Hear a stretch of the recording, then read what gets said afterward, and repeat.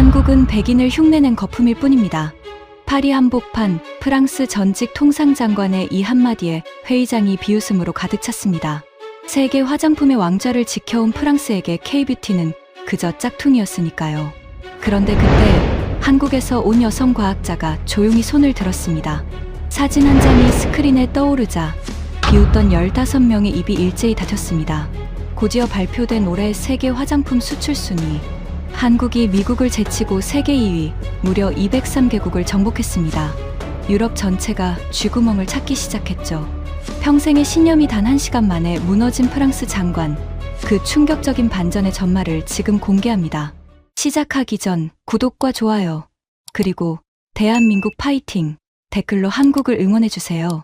파리의 회의장이 얼어붙었습니다. 10초 전까지만 해도 그곳은 웃음소리로 가득했어요.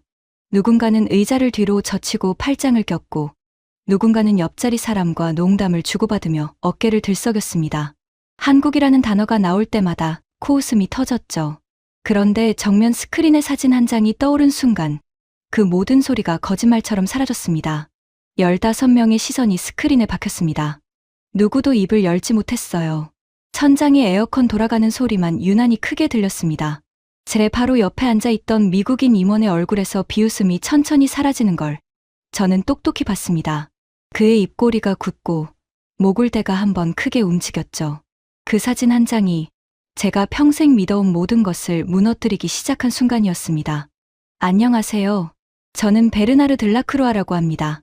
프랑스 사람이고 한때 이 나라의 통상장관을 지냈습니다.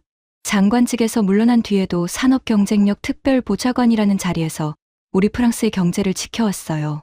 올해 63입니다. 머리는 하얗게 샜지만 제 분야에 대한 자부심만큼은 젊은 시절 그대로였습니다. 제가 평생을 바친 분야가 하나 있습니다. 바로 화장품과 럭셔리 산업이에요. 사람들은 흔히 화장품을 그저 여자들이 얼굴에 바르는 물건쯤으로 가볍게 봅니다. 하지만 제 생각은 다릅니다. 화장품은 프랑스라는 나라의 심장이에요. 우리 수출의 거대한 기둥이고 수백만 명을 먹여 살리는 산업이며 무엇보다 프랑스가 200년 넘게 지켜온 미매의 왕좌 그 자체였습니다. 저는 그 왕좌를 지키는 문직이었습니다. 젊은 시절 통상부 말단 사무관으로 시작해 향수 한 병, 크림 한 통이 국경을 넘을 때마다 그것이 곧 국력이라고 믿었어요. 장관이 되어서는 우리 화장품 산업을 국가 전략 자산으로 끌어올렸습니다. 세계 어느 정상회담에 가든 저는 가슴을 펴고 말할 수 있었어요. 미의 기준은 파리에서 만들어진다고 말이죠. 그날 제가 파리 외곽의 한 회의장에 앉아 있었던 것도 그 자부심 때문이었습니다.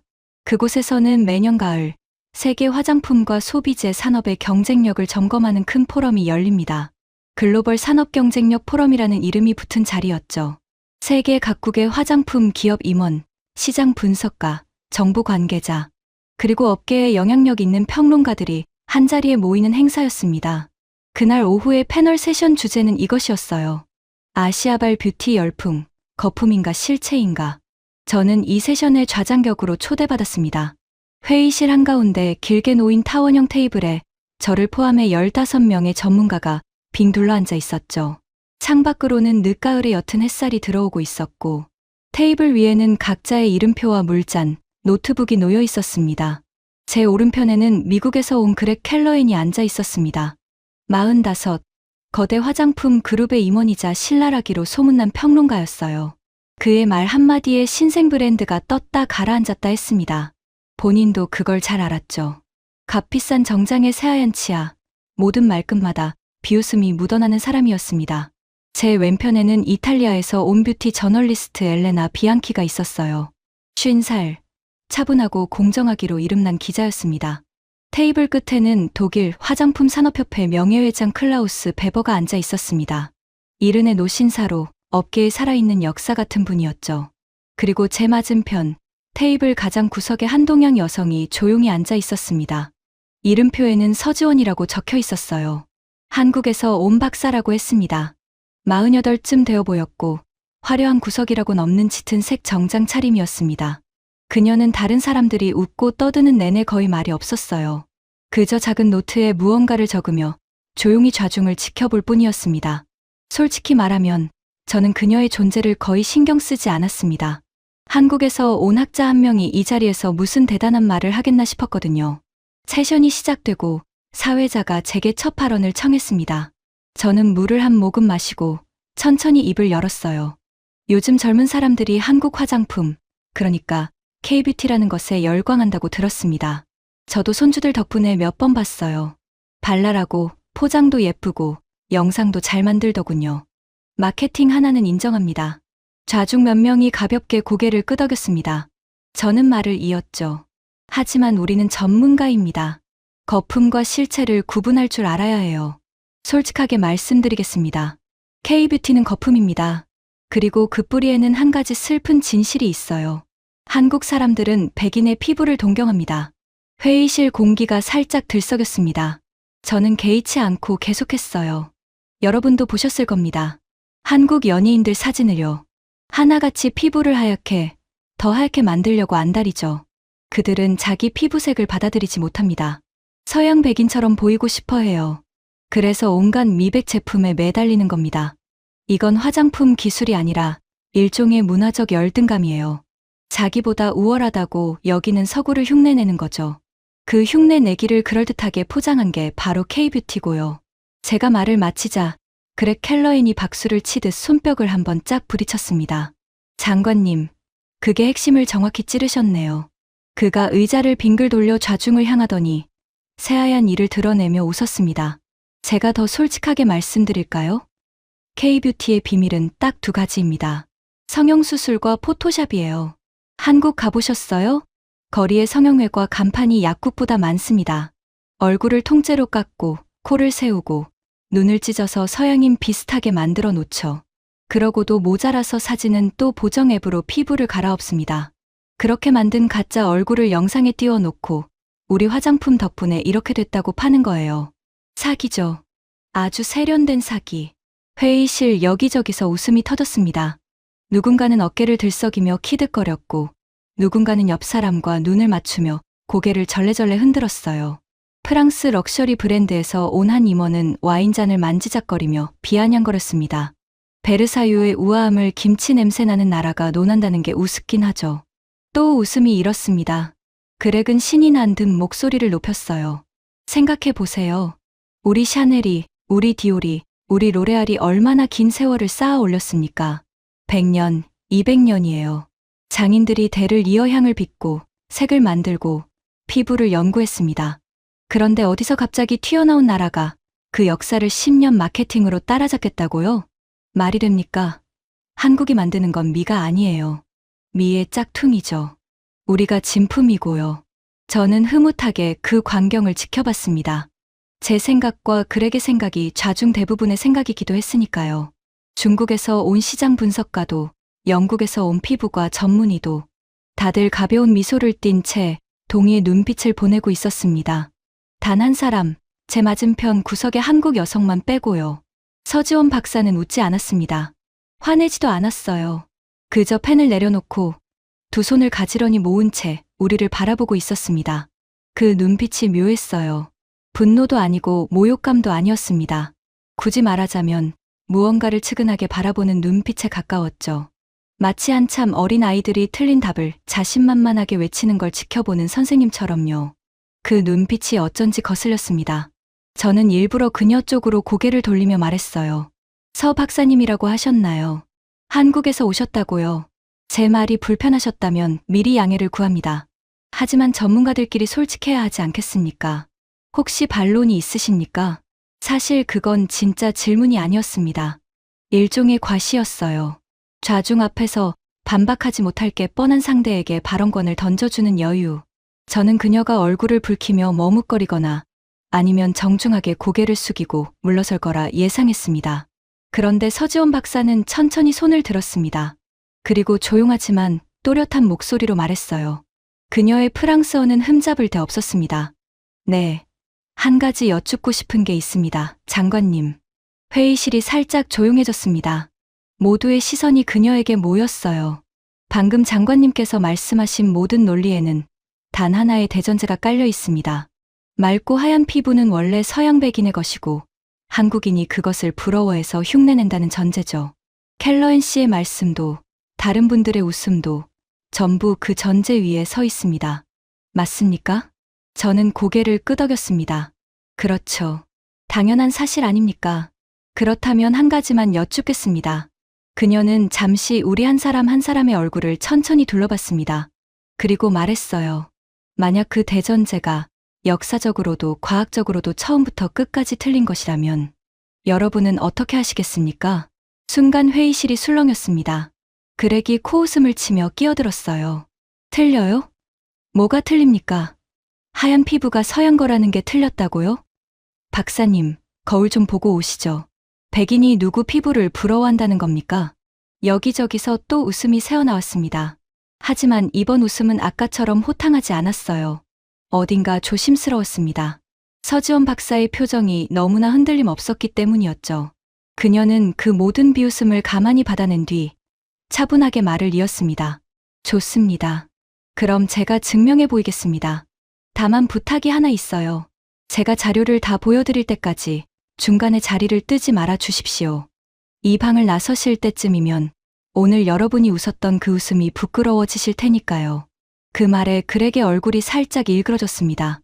그는 의자에 거만하게 등을 기대며 비꼬았어요. 좋습니다. 어디 한번 들어보죠. 한국 여자분이 우리한테 미가 뭔지 가르쳐 주신다니. 이거 재밌겠는데요.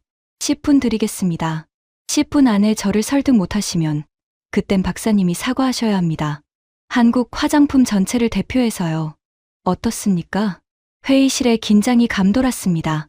저는 속으로 생각했어요. 가엾은 사람. 괜한 객기를 부리는구나. 곧 얼굴을 붉히며 물러서겠지. 하지만 서지원 박사는 미소조차 짓지 않고 고개를 끄덕였습니다. 10분이요. 좋습니다. 사실 10분이면 충분합니다. 그녀는 자리에서 일어나 회의실 앞쪽의 발표대로 천천히 걸어갔습니다. 또각또각 구두 소리가 조용한 회의실에 울렸어요. 그녀가 노트북을 연결하자 정면의 커다란 스크린에 불이 들어왔습니다. 저는 팔짱을 끼고 등을 기댔습니다. 옆에서 그렉이 제 귀에 대고 속삭였어요. 장관님, 이거 시간 낭비네요. 끝나고 같이 식사나 하시죠. 제가 좋은데 압니다. 저는 가볍게 웃으며 고개를 끄덕였습니다. 그때까지만 해도 저는 그날 저녁을 그렉과 와인을 곁들인 만찬으로 마무리하게 될 거라고 믿었습니다. 한국에서 온 박사 한 명의 가벼운 해프닝을 안주 삼아서 말이죠. 저는 정말 몰랐습니다. 그 스크린에 첫 번째 사진이 떠오르는 순간부터 제 평생의 신념이 한 장씩 무너져 내리기 시작하리라는 것을요. 그리고 그 무너짐의 끝에서 제가 이 회의실에 누구보다 깊이 고개를 숙이게 되리라는 것도요. 서지원 박사가 좌중을 한번 둘러봤습니다. 그리고 입을 열었어요. 먼저 시간 여행을 좀 하겠습니다. 지금으로부터 약 1500년 전으로요. 서양 사람이 한반도 땅을 처음 밟기보다 1000년이나 앞선 시대로 가보겠습니다. 그녀가 스크린에 화면을 넘겼습니다. 엘레나 비앙키가 노트에 적던 펜을 멈추고 처음으로 고개를 들어 스크린을 바라봤습니다. 그녀의 눈빛에 희미한 호기심이 스쳤어요. 저는 그것을 놓치지 않았습니다. 하지만 그때는 대수롭지 않게 여겼죠. 곧 저 호기심도 비웃음으로 바뀔 거라고 생각했으니까요. 저는 다시 한번 팔짱을 고쳐 끼며 느긋하게 스크린을 바라봤습니다. 그것이 제 인생에서 가장 큰 착각의 시작이었다는 걸 그때의 저는 꿈에도 알지 못했습니다. 스크린에 첫 번째 사진이 떠올랐습니다. 빛바랜 무덤 벽화였어요. 저는 속으로 코웃음을 쳤습니다. 무덤 그림이라니, 저게 미와 무슨 상관이란 말입니까? 옆에서 그렉이 작게 비웃는 소리가 들렸어요. 하지만 서지원 박사는 우리의 반응 따위는 안중에도 없다는 듯 차분하게 입을 열었습니다. 이건 약 1500년 전 한반도 북부를 호령했던 고구려라는 나라의 고분 벽화입니다. 무덤 속에 그 시대 사람들의 생활을 그대로 그려 넣었죠. 일종의 타임캡슐이에요. 여기, 이 여성을 보십시오. 그녀가 화면 한 부분을 확대했습니다. 한 여성의 모습이 크게 떠올랐어요. 귀족 여성입니다. 뺨에는 붉은 연지를 찍었고 피부는 눈처럼 창백하게 그려져 있죠. 입은 옷을 보세요. 고급 비단에 자수를 놓고 색색의 천을 이어 붙임 화려한 치마입니다. 그리고 그 뒤를 따르는 시종이 있어요. 자, 이번엔 다른 인물을 보겠습니다. 화면이 넘어갔습니다. 햇볕 아래 일하는 사람들의 그림이었어요.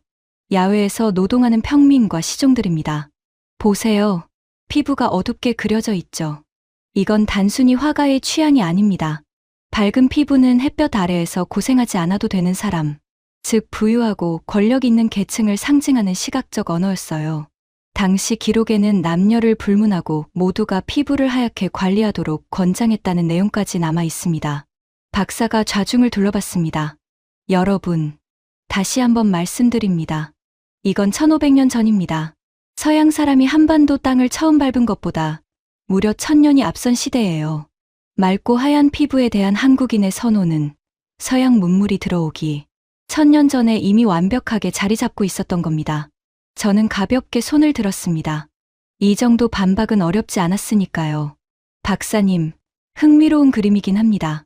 하지만 그게 한국이 특별하다는 증거가 됩니까? 귀족이 햇볕을 피하고 평민이 그을리는 건 어느 문명에나 있던 이야기 아닌가요? 유럽 귀족들도 양산을 쓰고 다녔습니다. 그건 그냥 어디서나 똑같은 계급의 풍경이지 한국만의 미의식이라고 볼 수는 없죠. 좌중 몇 명이 고개를 끄덕였습니다. 옳지, 잘 받아쳤다 싶었어요. 그런데 서지원 박사는 오히려 살짝 미소를 지었습니다.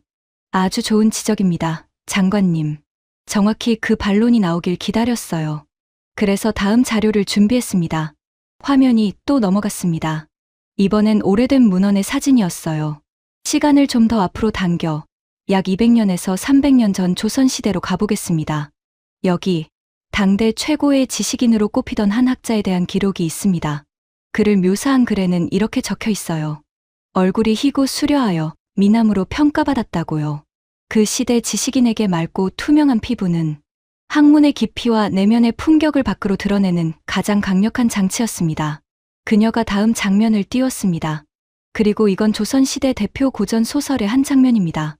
남자 주인공이 사랑하는 여인을 만나러 가기 전 거울 앞에 앉아 정성스럽게 얼굴에 분을 바르고 단장하는 대목이에요. 자, 여기서 중요한 건 이겁니다. 이건 여자가 아니라 남자입니다. 그것도 소설 속 남자 주인공이 피부를 가꾸는 장면이 고전 문학에 아주 자연스럽게 등장하는 거예요. 서양의 남성 화장품이라는 개념이 생기기 수백 년 전의 일입니다. 회의실이 조금씩 술렁이기 시작했습니다. 방법도 정교했습니다.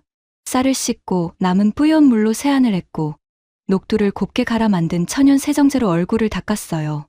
복숭아즙과 꿀을 섞어 피부에 발라 윤기를 냈죠. 합성 화학 성분이라곤 하나도 없던 시대에 이미 식물성 성분으로 단계별 피부 관리 루틴을 체계적으로 쓰고 있었던 겁니다. 다시 말씀드립니다. 서양의 화장품 산업이라는 게 태동하기 수백 년 전이에요. 그 순간이었습니다. 제 왼편에 앉아있던 엘레나 비앙키가 펜을 탁 내려놓았습니다. 그러고는 천천히 입을 열었어요. 잠깐만요. 좌중의 시선이 그녀에게 쏠렸습니다. 엘레나는 신중한 표정으로 말했습니다. 저는 평생 밀을 글로 먹고 산 사람입니다. 패션과 뷰티 기사만 30년을 썼어요. 그런데 방금 본 자료는 솔직히 부정하기가 어렵네요. 르콩트 씨, 적어도 한국엔 미의 역사가 없다거나 한국인이 미를 모른다는 말은 틀렸습니다. 저는 그렇게 봅니다. 그렉이 발끈하며 그녀에게 고개를 획 돌렸습니다. 엘레나, 지금 벽화 한 장이랑 옛날 소설 쪼가리에 넘어가는 거야? 그게 무슨 증거라고. 그림 한 장이 아니라 1000년이 넘는 흐름이잖아요. 그렉. 엘레나가 조용히 받아쳤습니다. 그렉의 얼굴이 살짝 굳었어요. 회의실 분위기가 미묘하게 달라지는 게 느껴졌습니다. 아까까지 다들 짓고 있던 여유로운 미소가 몇몇 사람의 얼굴에서 사라지고 있었어요. 저는 처음으로 약간의 불안을 느꼈습니다. 하지만 애써 무시했죠. 고작 옛날 이야기 아닌가. 현대 산업과는 상관없는. 그런데 서지원 박사의 다음 말이 그 모든 여유를 한순간에 박살냈습니다. 여기까지는 한국에도 오래된 미의식이 있었다는 정도의 이야기죠. 이제 진짜를 보여드리겠습니다. 여러분이 그렇게 굳게 믿고 계신 그 대전제 말입니다. 한국인이 서양 백인의 피부를 동경해서 흉내낸다는 그 전제요. 그게 얼마나 터무니없는 착각인지를요. 그녀가 화면을 넘겼습니다. 오래된 항해 기록처럼 보이는 문서가 떠올랐어요. 약 370년 전입니다. 네덜란드 선원들을 태운 배 한 척이 한반도 남쪽 섬 앞바다에서 거센 폭풍을 만나 난파했습니다. 살아남은 선원이 수십 명이었어요. 그중 한 사람은 무려 10수년을 조선 땅에서 보내게 됩니다. 그가 남긴 표류 기록은 지금도 유명한 사료예요. 그런데 그 기록과 당시 조선의 문헌을 함께 들여다보면 아주 흥미로운 표현이 하나 나옵니다. 박사가 잠시 말을 멈췄습니다. 회의실이 조용해졌어요. 그 시절 조선 사람들이 서양인을 뭐라고 불렀는지 아십니까? 아무도 대답하지 못했습니다. 박사가 또박또박 말했어요. 붉은 오랑캐였습니다. 직역하면 붉은 얼굴이라는 뜻이죠. 회의실에 정적이 흘렀습니다. 조선 사람들 눈에 비친 서양인의 얼굴은 하얗고 투명한 게 아니었습니다. 늘 붉게 달아올라 있고 붉은 털이 잔뜩 덮여 있어서 마치 벌겋게 달궈진 쇠처럼 보였던 거예요. 그래서 붉은 오랑캐라고 불렀습니다. 한민족이 수천 년 동안 추구해 온 미의 기준은 잡티 하나 없이 은은하고 맑은 도자기 같은 피부였습니다. 서양인의 붉고 거친 얼굴은 그 정반대였어요. 박사의 목소리가 조용히 회의실을 채웠습니다. 서양인들은 스스로를 백인이라고 부릅니다. 그게 마치 밝고 아름다운 피부의 상징인 것처럼 여기죠. 그런데 수백 년 전 조선 사람의 눈에 서양인은 하얀 사람이 아니라 붉은 얼굴이었습니다. 동경의 대상이 아니라 흉함의 대상이었던 거예요. 그녀가 우리 한 사람 한 사람의 얼굴을 천천히 둘러봤습니다. 자, 다시 여쭙겠습니다. 수백 년 전 조선 사람이 서양인을 처음 보고 느낀 감정이 동경이 아니라 당혹감이었다면 도대체 한국인이 서양 백인의 피부를 부러워해서 흉내낸다는 그 주장은 어디서 나온 겁니까? 원인과 결과가 뒤집혀도 한참 뒤집힌 이야기 아닌가요? 저는 등줄기에 식은땀이 흐르는 걸 느꼈습니다. 머릿속에서 무언가가 어긋나는 소리가 들리는 것 같았어요. 제가 평생 당연하게 여겨온 그 전제, 하얀 피부는 원래 서양의 것이고 한국이 그걸 부러워한다는 그 전제가 방금 뿌리부터 흔들렸습니다. 손끝이 차갑게 식었어요. 그렉이 의자를 박차듯 몸을 일으키며 소리쳤습니다. 그건 옛날 무식한 시절 얘기잖아. 글도 모르던 시대에 서양인 처음 본 촌놈들이 뭐라 했든 그게 지금이랑 무슨 상관이냐고. 서지원 박사는 그 분노를 차갑게 받아냈습니다. 표정 하나 변하지 않았어요. 무식이요? 좋습니다. 켈러인 씨. 그럼 무식하지 않은 영역으로 가보죠. 과학으로요. 하지만 그녀는 바로 다음 자료를 띄우지 않았습니다. 잠시 물을 한 모금 마시며 호흡을 골랐어요. 회의실에는 무거운 침묵이 내려앉았습니다. 그 짧은 정적 속에서 저는 아주 오래된 기억 하나를 떠올렸습니다. 수십 년 전 제가 통상부 말단 사무관으로 막 일을 시작했을 무렵의 일이었어요. 제게는 스승이 한 분 계셨습니다. 앙리 모로 박사. 프랑스 화장품 과학에 살아있는 전설이었죠. 향료와 피부 연구에 평생을 바친 분이었습니다. 저는 그분을 아버지처럼 따랐어요. 그분이 세상을 떠나기 직전 저는 병실에 마지막 인사를 갔습니다. 앙리 선생님은 야윈 손으로 제 손을 꼭 잡고 가쁜 숨을 몰아쉬며 이렇게 말씀하셨어요. 베르나르, 잘 듣게. 우리는 길을 잘못 들었어. 저는 무슨 말씀이신지 몰라 그저 고개만 끄덕였습니다. 우리는 얼굴을 가리는 법만 배웠네. 파운데이션, 분, 색조. 결점을 덮는 기술 말이야. 우리 산업 전체가 그 위에 서 있어. 하지만 그건 진짜가 아니야. 진짜 미래는 피부를 가리는 게 아니라 피부를 살리는 거다. 건강하게 만드는 거야. 그리고 그걸 가장 깊이 아는 건 우리 서양이 아니라 동양이네. 특히 한국. 그들은 1000년 전부터 피부를 관리해왔어. 내 말을 꼭 기억하게. 당시 저는 그 말을 죽음을 앞둔 노인의 흐려진 정신쯤으로 여겼습니다. 한국이라니. 그 작고 가난한 나라가 미래라니. 망령이 든 게 분명하다고 생각했어요. 장례식이 끝난 뒤 저는 그 말을 깨끗이 잊었습니다. 그리고 평생을 가리는 기술, 덮는 화장품의 제국을 지키는 데 바쳤죠. 장관 자리까지 올랐습니다. 단 한 번도 그 선택을 의심한 적이 없었어요. 그런데 지금 이 파리의 회의실에서 한국에서 온 여성 과학자의 입에서 수십 년 전 제 스승이 남긴 그 말이 거의 토씨 하나 다르지 않게 흘러나오고 있었습니다. 가리는 것이 아니라 살리는 것. 그걸 가장 깊이 아는 건 한국. 제 심장이 쿵 내려앉았습니다. 손이 미세하게 떨렸어요. 저는 황급히 물잔을 들어 입으로 가져갔지만 물맛조차 느껴지지 않았습니다. 선생님이 옳았던 건가? 제가 망령이라 비웃었던 그 말이 사실은 제가 평생 외면해온 진실이었던 건가? 가슴 한구석이 무겁게 짓눌렸습니다. 제가 그 생각에 잠겨있는 사이 서지원 박사가 다시 발표를 시작했습니다. 인류학에는 폰 루샨 피부색 척도라는 게 있습니다. 전 세계 인구 집단의 피부 밝기를 실제 측정한 데이터를 기반으로 분포 지도로 나타낸 거예요. 자, 보십시오. 화면에 세계 지도가 떠올랐습니다. 지역마다 색이 다르게 칠해져 있었어요. 피부가 가장 밝은 집단은 영국과 아일랜드의 켈트 계통, 그리고 북유럽 슬라브 계통입니다. 햇볕이 거의 들지 않는 극북 지역이죠. 자, 그런데 여기서 질문입니다. 우리가 흔히 서양이라고 하면 떠올리는 나라들, 이탈리아, 스페인, 그리스 같은 남유럽 사람들은 어디쯤 있을까요? 박사의 시선이 천천히 움직여 제 왼편의 엘레나 비앙키에게 닿았습니다. 비앙키 씨, 신뢰를 무릅쓰고 여쭙겠습니다. 유전적인 피부 밝기로만 따지면요. 이탈리아를 비롯한 남유럽 사람들은 한국인보다 훨씬 짙은 쪽에 위치합니다. 지중해의 강렬한 자외선에 수천 년 동안 적응한 결과죠. 반면 한국인은 극북 유럽 계통을 제외하면 전 세계에서 가장 밝은 피부 그룹에 속합니다. 회의실이 술렁였습니다. 엘레나가 천천히 자기 손등을 내려다봤어요. 저도 모르게 제 손등으로 눈이 갔습니다. 박사가 말을 이었어요. 그러니까 유럽인은 하얀 피부라는 등식은 처음부터 성립하지 않는 겁니다. 유럽은 하나의 피부색으로 묶을 수 없을 만큼 다양해요. 그런데 그 잘못된 등식을 근거로 한국인이 백인을 동경한다고 말하는 겁니다.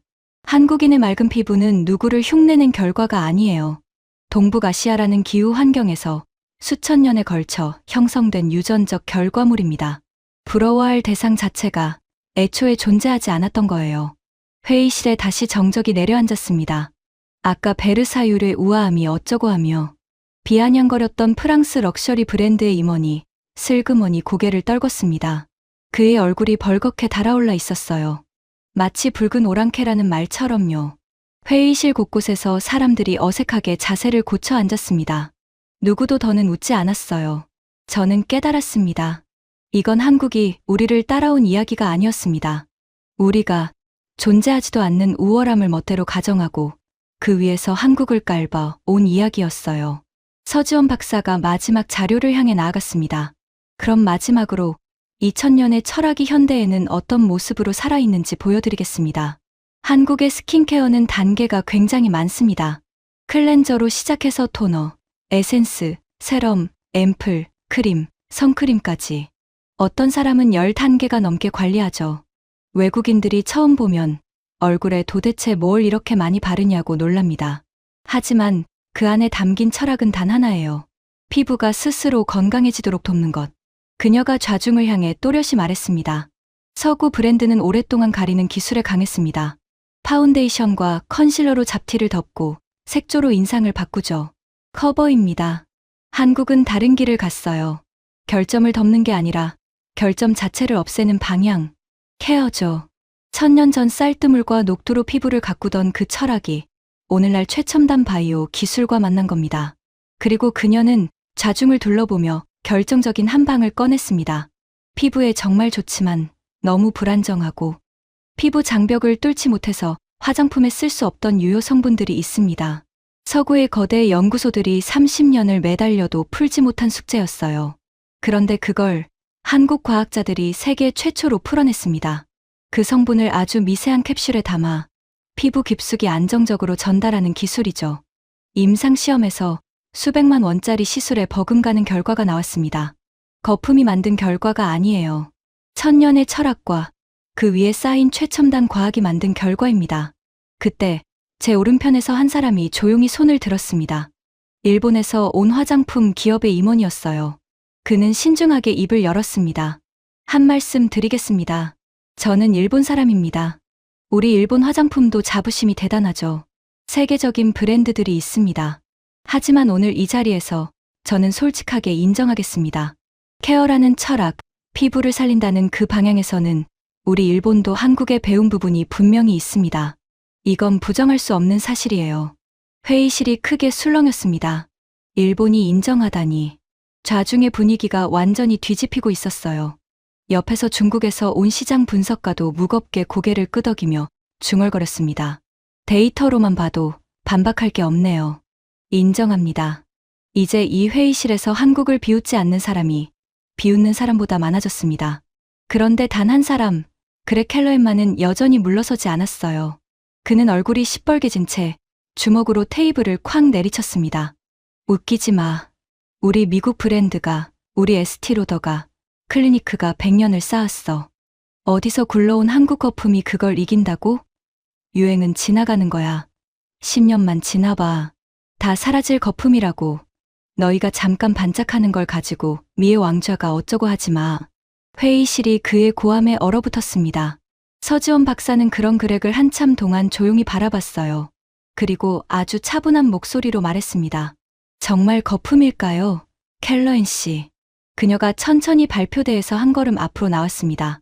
좋습니다. 그럼 마지막으로 이게 거품이 아니라는 증거를 보여드리죠.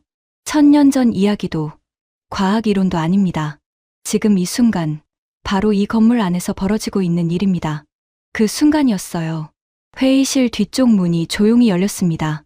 포럼 진행 요원 한 명이 빠른 걸음으로 들어와 테이블 끝에 앉아 있던 독일 산업협회 명예회장 클라우스 베버에게 다가갔습니다.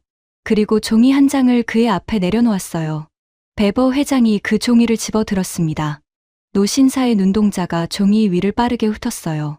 그리고 그의 표정이 천천히 굳어갔습니다. 두꺼운 안경 너머의 눈이 가늘게 떨리는 게 보였습니다. 그가 한참 동안 말이 없자 회의실의 모든 시선이 그에게 쏠렸습니다. 베버 회장이 마침내 고개를 들었어요. 그러고는 무겁게 입을 열었습니다. 여러분, 마침 시간이 됐군요. 매년 이맘때 이 포럼에서 발표되는 그것 말입니다. 올해 세계 화장품 수출 순위, 그 최종 집계가 방금 나왔습니다. 회의실의 공기가 팽팽하게 당겨졌습니다. 저는 제 심장이 빠르게 뛰는 걸 느꼈어요. 그 순위는 제가 이 포럼에 온 진짜 이유이기도 했습니다. 매년 그래왔듯 올해도 프랑스가 당당히 1위를 지킬 거라고 그 결과를 가슴 펴고 확인하러 온 거였죠. 그런데 베버 회장의 손에 들린 그 종이를 보는 순간 저는 알 수 없는 불길함에 사로잡혔습니다. 그의 표정은 누군가 오랫동안 지켜온 무언가가 무너졌을 때 짓는 바로 그 표정이었으니까요. 서지원 박사가 조용히 말했습니다. 읽어주시겠습니까, 회장님. 베버 회장이 종이를 두 손으로 들었습니다. 노신사의 목소리가 회의실에 무겁게 울렸어요. 올해 세계 화장품 수출 순위입니다. 1위는 프랑스입니다. 저는 안도의 숨을 내쉬려 했습니다. 그럼 그렇지. 올해도 프랑스가 왕좌를 지켰구나. 하지만 베버 회장의 표정은 조금도 풀리지 않았어요. 그가 떨리는 목소리로 다음 줄을 읽었습니다. 그리고 2위는 미국이 아닙니다. 회의실이 얼어붙었습니다. 2위는 대한민국입니다. 한국이 미국을 제치고 사상 처음으로 세계 2위에 올랐습니다. 순간 제 머릿속이 하얘졌습니다. 그렉 켈러엔의 얼굴에서 핏기가 가시는 게 보였어요. 그는 입을 반쯤 벌린 채 굳어버렸습니다. 베버 회장은 계속 읽었습니다. 목소리에 힘이 빠져 있었어요. 올해 한국의 화장품 수출액은 130억 달러를 넘어섰습니다. 사상 최대 기록이고 전년 대비 무려 18%가 늘었습니다. 그리고 여기 더 충격적인 숫자가 있습니다. 한국 화장품을 수입한 나라의 수가 올해 203개국에 달합니다. 박사가 조용히 말을 보탰습니다. 지구상에 존재하는 나라가 200개 안팎입니다. 203개국이라는 건 사실상 지구의 모든 나라에 한국 화장품이 들어가 있다는 뜻이에요. 아프리카 내륙의 작은 도시 화장대 위에도, 남미의 외딴 섬나라, 편의점 선반 위에도 한국에서 만든 크림이 올라가 있다는 겁니다. 회의실은 무덤처럼 조용했습니다. 베버 회장이 종이를 천천히 내려놓으며 덧붙였어요. 제가 이 업계에서 50년을 일했습니다. 몇 해 전까지만 해도 한국은 세계 3위였어요. 1위 프랑스, 2위 미국, 3위 한국. 그 순서가 너무 당연해서 누구도 의심하지 않았습니다. 그런데 단 몇 해 만에 한국이 미국을 넘어섰습니다. 그리고 더 무서운 건 이겁니다. 불과 얼마 전까지 프랑스와 한국의 격차는 3배가 넘었어요. 그런데 올해 그 격차가 1.2배까지 좁혀졌습니다. 베버 회장이 고개를 들어 좌중을 바라봤습니다. 이대로라면 머지않아 우리 프랑스의 1위 자리마저 위험합니다. 이건 거품이 아닙니다. 빠르게 다가오는 현실이에요. 서지원 박사가 발표대 앞으로 한 걸음 더 나왔습니다. 그녀는 우리 한 사람 한 사람을 천천히 둘러봤어요. 그리고 조용하지만 단단한 목소리로 말했습니다. 여러분이 짝퉁이라고 비웃던 나라, 백인을 흉내낸 거품이라고 손가락질하던 그 나라가요. 지금 여러분의 왕좌 바로 아래까지 올라와 있습니다. 미국은 이미 추월당했어요. 그리고 다음 차례는 프랑스입니다. 그 한마디에 회의실에 누구도 입을 떼지 못했습니다. 저는 천천히 고개를 돌려 그렉을 봤습니다. 1시간 전, 한국은 성형과 포토샵으로 만든 가짜라며 새하얀 이를 드러내고 웃던 그 남자. 100년 역사의 미국 브랜드가 어디서 굴러온 거품에게 지겠냐며 주먹으로 테이블을 내리치던 그 남자가 지금은 핏기 없는 얼굴로 고개를 푹 숙이고 있었습니다. 그가 떨리는 목소리로 중얼거렸어요. 말도 안 돼. 우리 미국이 한국한테. 서지원 박사가 그를 향해 차분히 말했습니다. 텔러앤 씨, 10분 안에 설득하지 못하면 제가 한국 화장품 전체를 대표해서 사과하라고 하셨죠. 그 10분은 한참 전에 지났습니다. 지금 이 숫자를 보고도 거품이라고 하시겠습니까? 그렉은 아무 말도 하지 못했습니다. 그는 입술을 깨물더니 변명할 말을 찾는 듯 입을 몇 번 달싹였어요. 하지만 끝내 아무 소리도 나오지 않았습니다. 그가 할 수 있는 거라곤 자기 앞에 놓인 물잔을 멍하니 내려다보는 것뿐이었어요. 그 거만하던 어깨가 풍선에서 바람이 빠지듯 천천히 무너져 내렸습니다. 한참 뒤에야 그렉이 모기만 한 목소리로 입을 열었습니다. 제가 틀렸습니다. 회의실의 작은 술렁임이 일었습니다. 그는 차마 고개를 들지 못한 채 말을 이었어요. 저는 한국을 한 번도 제대로 본 적이 없었어요. 그냥 비웃기만 했죠. 부끄럽습니다.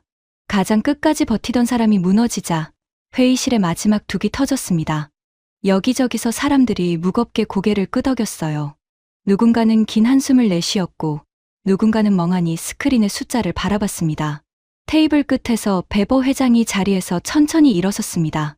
이른의 노신사가 자세를 바로하고 좌중을 향해 또렷이 말했습니다. 저는 이 업계의 산증인이라고 자부해 온 사람입니다. 그런 제가 오늘 이 자리에서 공식적으로 인정하겠습니다. 그가 서지원 박사를 향해 고개를 돌렸습니다. 서 박사님, 우리가 틀렸습니다. 우리는 존재하지도 않는 우월함을 가정하고 그 위에서 한나라를 깔봐왔어요. 한국은 우리를 흉내낸 적이 없습니다. 오히려 우리가 1000년 전부터 이어진 그들의 철학을 너무 늦게 알아본 겁니다. 한국이 지금 이 자리에 선 것은 거품도 운도 아닙니다. 그럴 자격을 갖췄기 때문입니다. 이 점을 유럽 화장품 산업을 대표해 인정합니다. 회의실에 잔잔한 박수가 터졌습니다. 처음엔 한두 명이, 그 다음엔 점점 더 많은 사람이 손뼉을 쳤어요. 엘레나 비앙키는 눈가가 붉어진 채 박수를 보냈습니다. 일본에서 온 임원도, 중국에서 온 분석가도, 아까까지 비아냥거리던 프랑스, 럭셔리 브랜드 임원까지도 모두 박수를 치고 있었습니다. 그 박수 소리 속에서 저는 도저히 가만히 앉아 있을 수가 없었습니다. 제 가슴 속에서는 1시간 내내 무언가가 무너지고 있었어요. 제가 평생 지켜온 신념, 미의 기준은 파리에서 만들어진다는 그 믿음, 통상장관 시절 세계 어느 정상회담에 가든 가슴을 펴게 해주던 그 자부심, 그 모든 것이 한국에서 온 여성 과학자가 보여준 사진 몇 장과 숫자 앞에서 산산조각 나 있었습니다. 저는 천천히 자리에서 일어섰습니다. 박수 소리가 잦아들고 모두의 시선이 제게 모였어요. 한때 이 나라의 통상장관이었던 사람이 무슨 말을 할지 궁금해하는 눈빛들이었습니다. 저는 떨리는 목소리로 입을 열었습니다. 여러분, 저는 오늘 이 자리에 한 가지 자부심을 안고 왔습니다. 프랑스가 또 한 번 세계 1위를 지키는 걸 확인하고 거품 같은 한국 열풍에 찬물을 끼얹으러 왔어요. 그런데 지금 제 평생의 믿음이 부끄러워졌습니다. 회의실이 조용해졌습니다. 저는 잠시 숨을 골랐어요. 그리고 누구에게도 한 번도 한 적 없는 이야기를 꺼냈습니다. 제게는 스승이 한 분 계셨습니다. 프랑스 화장품 과학의 전설이셨죠. 그분이 돌아가시기 직전 제 손을 잡고 이렇게 말씀하셨습니다. 우리는 얼굴을 가리는 법만 배웠다. 진짜 미래는 피부를 가리는 게 아니라 살리는 것이고 그걸 가장 깊이 아는 건 동양, 특히 한국이다. 내 말을 꼭 기억해라. 제 목소리가 떨렸습니다. 저는 그 말씀을 죽음을 앞둔 노인의 흐려진 정신쯤으로 여겼습니다. 한국이 미래라니 망령이 드셨다고 생각했어요. 그리고 그 말씀을 깨끗이 잊은 채 평생을 가리는 기술에 바쳤습니다. 그런데 오늘 서 박사님의 입에서 그 말씀이 토씨 하나 다르지 않게 흘러나왔습니다. 가리는 것이 아니라 살리는 것. 제 스승은 옳았습니다. 제가 30년 동안 외면해 온 진실이 바로 그것이었어요. 저는 서지원 박사를 향해 깊이 고개를 숙였습니다. 한 나라의 장관을 지낸 사람이 이 회의실에 누구보다 깊이 머리를 숙였습니다. 서 박사님, 그리고 한국이라는 나라에 무지했던 저희 오만을 진심으로 사과합니다. 회의실 곳곳에서 사람들이 눈시울을 붉혔습니다. 서지원 박사가 조용히 고개를 숙여 제 사과를 받아주었어요. 그녀의 눈빛은 처음 봤을 때처럼 여전히 흔들림이 없었지만 그 안에 따뜻한 무언가가 담겨 있었습니다. 저는 마지막으로 좌중을 향해 천천히 말했습니다. 오늘 우리는 한 가지를 배웠습니다. 우리가 무언가를 가린다고 믿는 동안 누군가는 그것을 살린다고 믿었습니다. 우리가 베꼈다며 비웃는 동안 그들은 천년의 철학을 묵묵히 갈고 닦았어요. 그 작은 차이가 결국 천년의 격차를 갈랐습니다. 진짜 무서운 건 우리가 깔보던 상대가 아니었습니다. 우리가 우월하다고 착각하며 상대를 한 번도 제대로 보려 하지 않았던 우리 자신이었어요. 그날 밤 모든 일정이 끝나고 저는 홀로 회의장을 나섰습니다. 파리의 밤거리는 여느 때처럼 화려했습니다. 거리마다 우리 프랑스 브랜드의 향수 광고가 빛나고 있었어요. 한때 저를 가슴 벅차게 했던 그 풍경이 그날따라 어쩐지 위태로워 보였습니다. 저 화려함 뒤에서 우리가 너무 오래 잠들어 있었던 건 아닐까. 가린다는 자부심에 취해 정작 살린다는 진실을 놓쳐버린 건 아닐까. 문득 돌아가신 스승의 마지막 말씀이 다시 떠올랐습니다. 내 말을 꼭 기억해라. 30년 만에야 저는 그 말씀의 무게를 온전히 느꼈습니다. 저는 평생 미의 기준은 파리에서 만들어진다고 믿어왔습니다. 하지만 이제는 압니다. 미의 기준은 어느 한 나라가 독점하는 것이 아니라는 것을요. 그리고 우리가 가장 작고 보잘것없다고 여겼던 곳에서 가장 오래되고 깊은 지혜가 자라고 있을 수도 있다는 것을요. 오늘 한국이라는 나라가 제게 그것을 가르쳐 주었습니다. 지금까지 터칭 스토리가 전해드린 한 프랑스 전직 장관이 파리에서 겪은 충격적인 이야기였습니다. 세계가 짝퉁이라 비웃던 한국의 저력은 사실 천년을 이어온 깊은 뿌리에서 나온 것이었습니다. 우리가 미처 몰랐던 한국의 진짜 힘을 더 많은 분들이 함께 느낄 수 있도록 이 이야기를 널리 공유해 주세요. 작은 자부심이 큰 변화를 만듭니다. 구독과 좋아요도 부탁드립니다. 지금까지 터칭 스토리였습니다. 감사합니다.